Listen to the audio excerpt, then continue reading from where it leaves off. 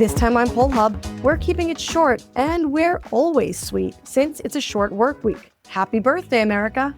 And you may not have yet listened to our epic 400th episode, which we released last week.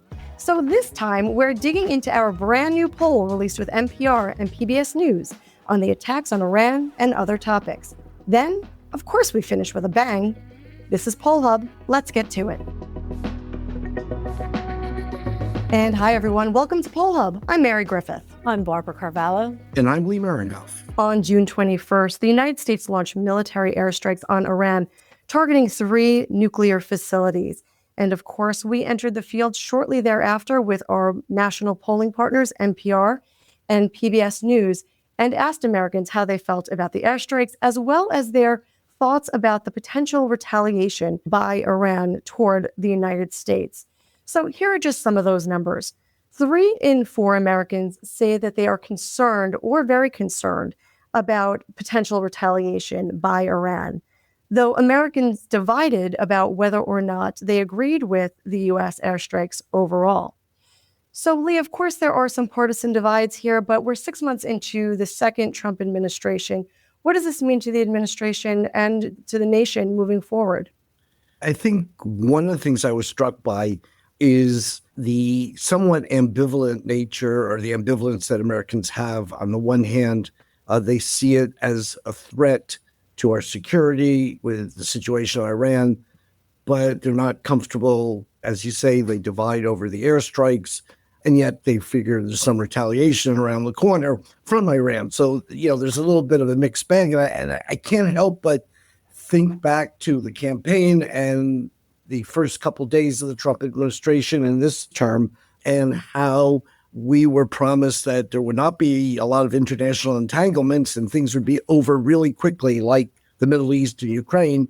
And now we've added a third international problem with a militarist side to it in Iran. So I would think that, I guess I'm not surprised that President Trump's numbers on foreign policy are not enormously positive. They're upside down, as is many of his other metrics. But I'm struck in this case that what the American people thought they were getting is not what they're getting in terms of the international arena. It's a lot more troublesome than the kind of, nationalist isolation direction that Trump was going in during the campaign. But I think one of the things that is quite evident in this poll and others is that President Trump's job approval rating overall, even though it's upside down, is still steady. 43% of Americans do approve of the job that he is doing. A majority do disapprove, but that has been pretty consistent. I think also you both mentioned, the partisan difference. And I know that, this is no surprise, but I think it is very interesting, the consistency of the opinion of Republicans with the president. We see that in Congress, and certainly people who are Democrats and independents kind of scratch their heads, and wonder why. But I think there is strong support for the president, for his approach, not only with regard to the Middle East, but on a number of other issues as well. And Republicans overall, 64%, are more likely than Democrats at 38% and independents at 45% to consider Iran to be a major threat to U.S. security. And I don't think that really comes as a surprise. I think, as we're talking about these issues, we do see a partisan divide, but I think for quite a long time now, Americans have seen Iran really, on the other side, of that line, and many Americans do feel that although they are concerned for retaliation, I think they do appreciate the strong stance that the president. But they do divide on the airstrikes. So, despite the concerns, that did not appear to be a remedy for a lot of people. So I find that's where the lack of a clear direction is coming forth. Well, Iran was not the only topic, of course, that we asked about. Another campaign issue that was big for President Trump, it was immigration. And so we did ask Americans about immigration, 6 months in. Where do they stand? Well, 64% of Americans, and that's an increase from 57% in 2024, think that openness to people all over the world is essential to who we are as a nation. In contrast, 35% believe that America risks losing its identity if the country is too open from people all over the world. And in fact, a majority of Americans don't think that the United States policies on deportation are actually making the U.S. safer. I will say that a plurality, 43%, do believe that deportation policies here in the United States are improving safety in the country. However, nearly 6 in 10 say that these policies are either making the nation less safe, 33%, or actually not having an impact on the security of the United States, and that's 24%. And of course, we've all seen in the news reports of the actions of ICE, and a majority, 54%, say that ICE has gone too far. That is, immigration and customs enforcement has gone too far in upholding immigration laws. 26% say the actions of ICE are about right, and only 18%, although notable, say that the actions of ICE have not gone far enough. So, Barb, in terms of a campaign issue, in terms of an issue for the United States, what does this mean? Well, I think the actions, of ICE, certainly the numbers that you point out, that a majority of Americans believe that ICE has gone too far. And this is actually an issue that somewhat divides Republicans.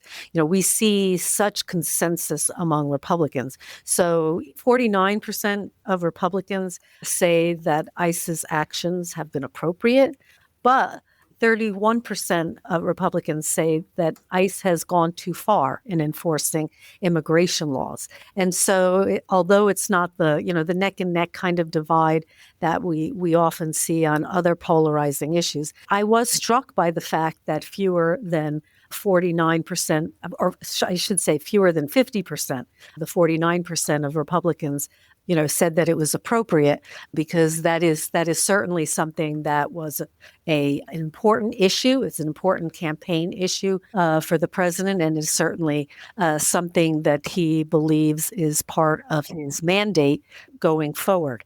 But I think the tactics that have been used, and the fact that the president has had to step back some of that, particularly for specific industries, such as farming and restaurants, I think really speaks to the notion that this is something that is part of our country's history, its legacy, and it's certainly its economy. And so, although the Republicans are very supportive of the policy overall, I think this is certainly something that the president also has noticed in terms of walking back.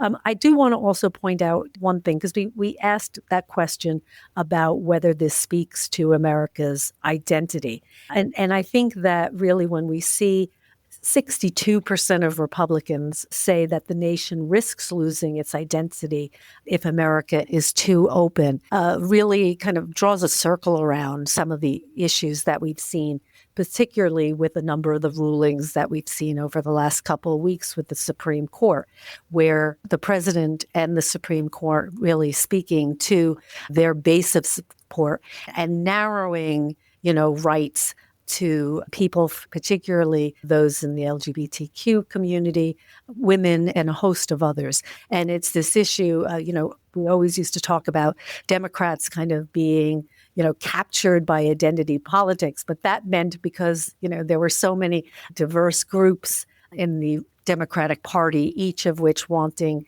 to have their say and share their voice.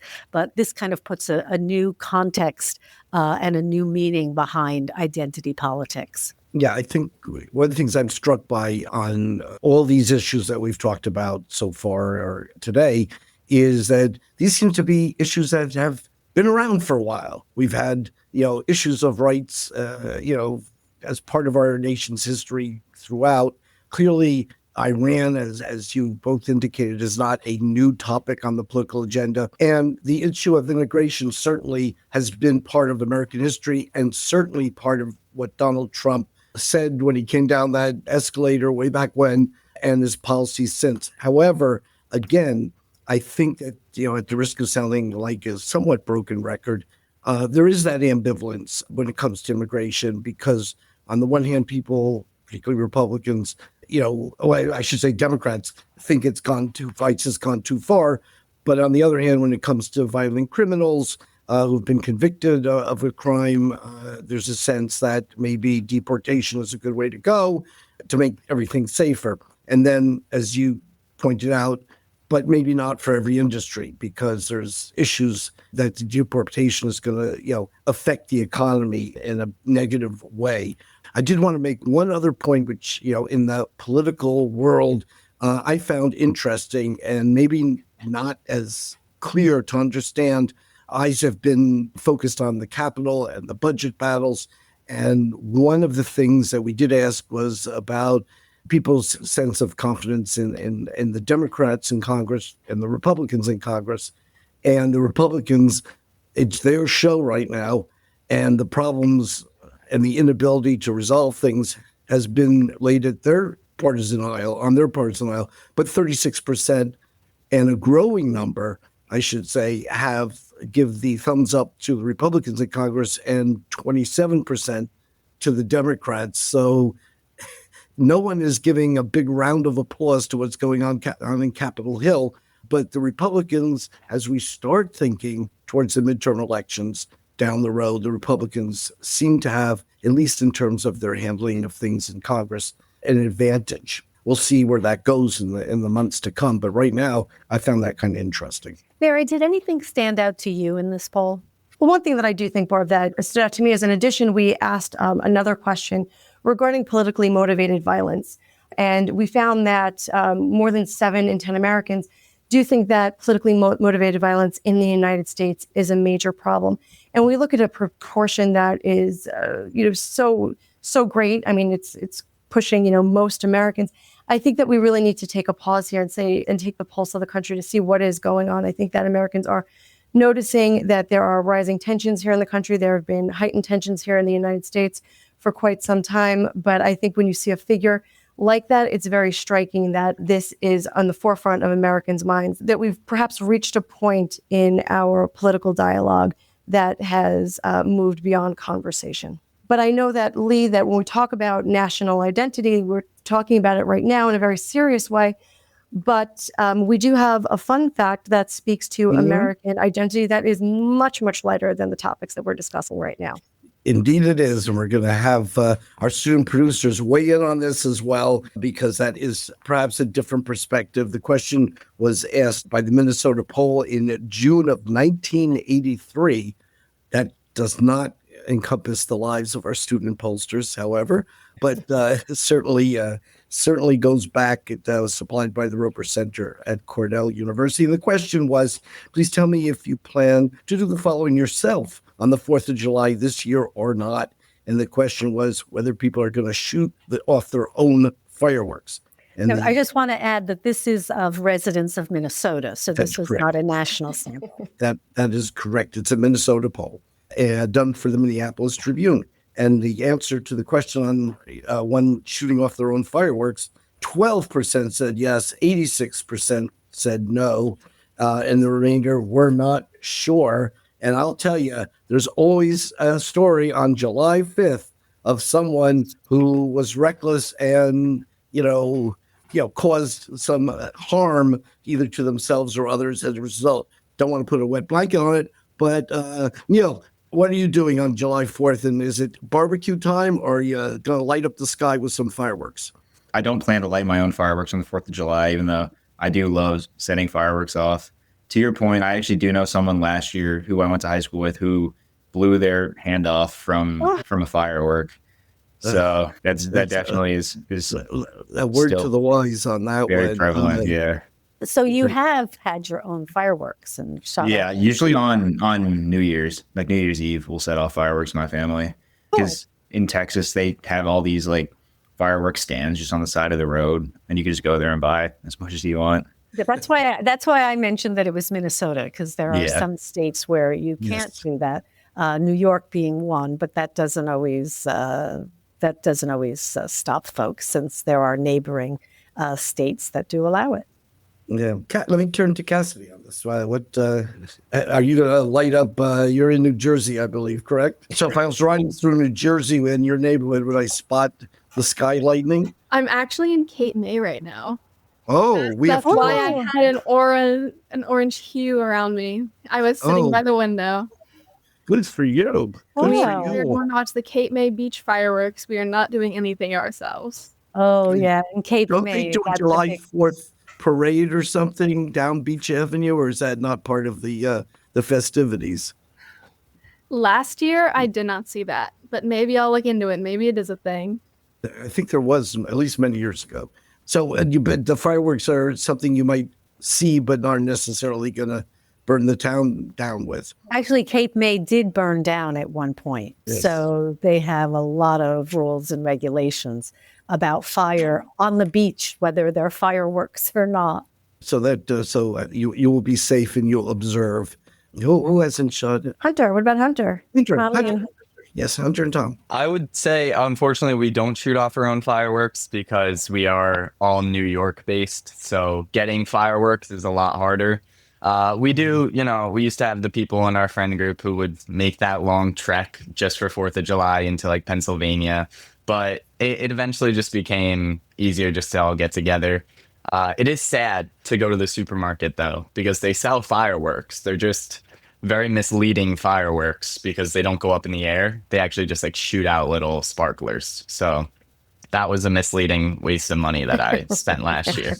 Not good. No. Not good. Tommy, what's the story with you? I'm definitely not going to be setting off fireworks just because I like to keep everything safe. I don't want to, blow my hand off. But here in Florida, there's firework stands everywhere. But yeah. Yeah, so Texas and Florida are big states for fireworks. I watch TV. I know that the Manhattans had some great in the I guess on the East River and then in the Hudson more recently.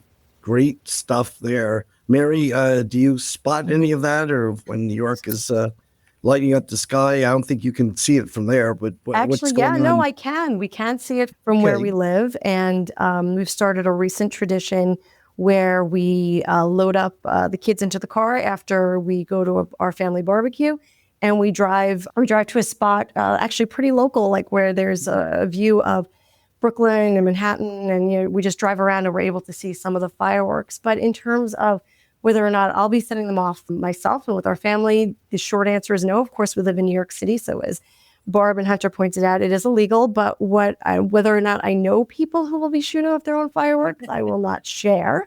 But if I can wax nostalgic for just a moment, 4th of July was a huge event in my household growing up. I lived next to my great aunt and uncle, and we'd open up the gate in between the two houses, and it was just a huge celebration. It was almost like a family reunion. The kids were running back and forth between the 2 yards. We had a pool in the backyard, and we'd stay in there until the sun went down. And this is going back many, many, many, many, many decades.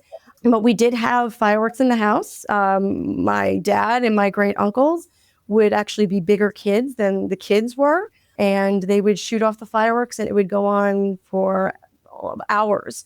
And as some of you know, we live on Jamaica Bay, I lived on Jamaica Bay when I was a child, and we would all just set up lounge chairs, and everyone would be shooting off fireworks, and we would just stay up until 1, 2 o'clock in the morning, and it was like our own personal fireworks show. So really wonderful memories for us with fireworks. And so I love fireworks. That's a very long answer, so thank you for indulging me.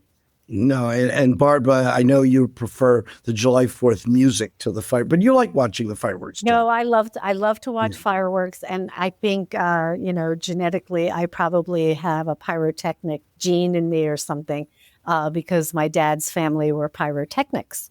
I recall someone that did not end well. Yeah, it did not end well. It did not end well. But yeah, I guess that would have been my great grandfather. Kind of, went up with the whole building.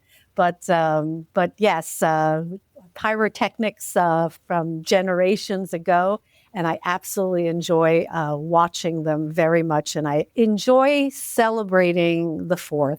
I think it is very meaningful for us to recall, our roots as a country. I'm not sure. Fireworks is probably the best way to do that, but I did enjoy my sparklers as a kid. Good. Well, I must say that, I can turn most conversations to either sports or politics. And it wasn't July 4th. It wasn't that the giant all-pro lineman decided that he was going to, in essence, change his whole career because he put in a firework in the, that's true. Right. Jean-Paul Pierre, as I recall his name was. Anyway, so the moral of the story is be safe. Barbecues are good. Watching fireworks on TV or in person, if you're able to, is good. But be safe, everyone. It can be dangerous, as a couple of these examples already have demonstrated. But anyway, happy birthday, America. Yep. And everybody have a good weekend. I hope the sun is good and you have a grand time for all. And we'll catch up with you next week.